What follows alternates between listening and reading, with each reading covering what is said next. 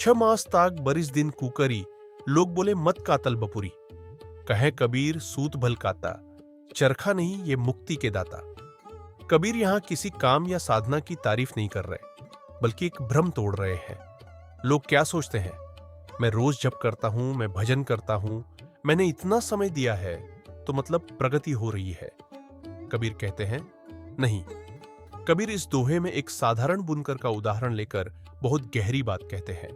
वे बताते हैं कि कोई व्यक्ति महीनों तक सूत काटता रहता है, साल भर मेहनत करता है और लोग उसकी इस लगन को देखकर उसकी प्रशंसा करते हैं। बाहर से देखने पर सब कुछ सही लगता है, मेहनत है, निरंतरता है, अभ्यास है। यही स्थिति हमारी साधना की भी है।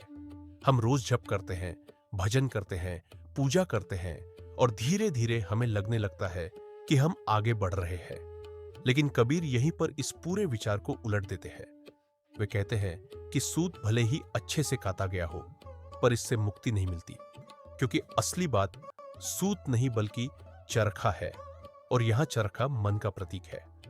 कबीर का संकेत यह है कि अगर मन वैसा ही चंचल, बिखरा और भटका हुआ है, तो बाहरी साधना केवल एक दोहराव बनकर रह जाती है। तुम नाम जप रहे हो, लेकिन उसी समय मन कहीं और घूम रहा है, कभी चिंता में, कभी भविष्य में, कभी इच्छाओं में। ऐसे में जप केवल आवाज बनकर रह जाता है, वह भीतर उतरता ही नहीं। इसलिए कबीर कहते हैं कि समस्या साधना की कमी नहीं है, बल्कि उस चेतना की कमी है जिससे साधना की जाती है। जब तक मन उस क्रिया में पूरी तरह शामिल नहीं होता, तब तक वह साधना केवल काम है, अनुभव नहीं। अब सुमिरन कैसा होना चाहिए, यह यहीं से स्पष्ट होता है।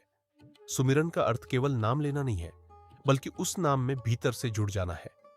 जब तुम नाम लो और उसी क्षण मन ठहर जाए, विचार धीमे पड़ जाए और भीतर एक शांत सा अनुभव आने लगे, वही सच्चा सुमिरन है। उसमें मैं जप कर रहा हूं, यह भावना भी धीरे धीरे कम होने लगती है और केवल नाम का अनुभव रह जाता है।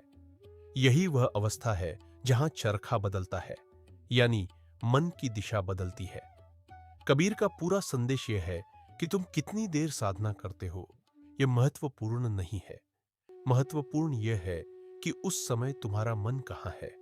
अगर मन बिखरा है, तो सालों की साधना भी तुम्हें भीतर से नहीं बदलेगी।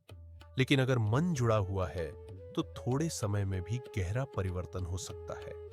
इसलिए वे कहते हैं कि मुक्ति किसी बाहरी क्रिया से नहीं, बल्कि भीतर की स्थिति से मिलती है।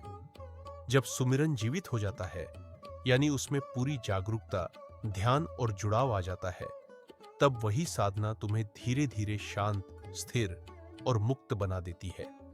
यही इस दोहे की असली गहराई है।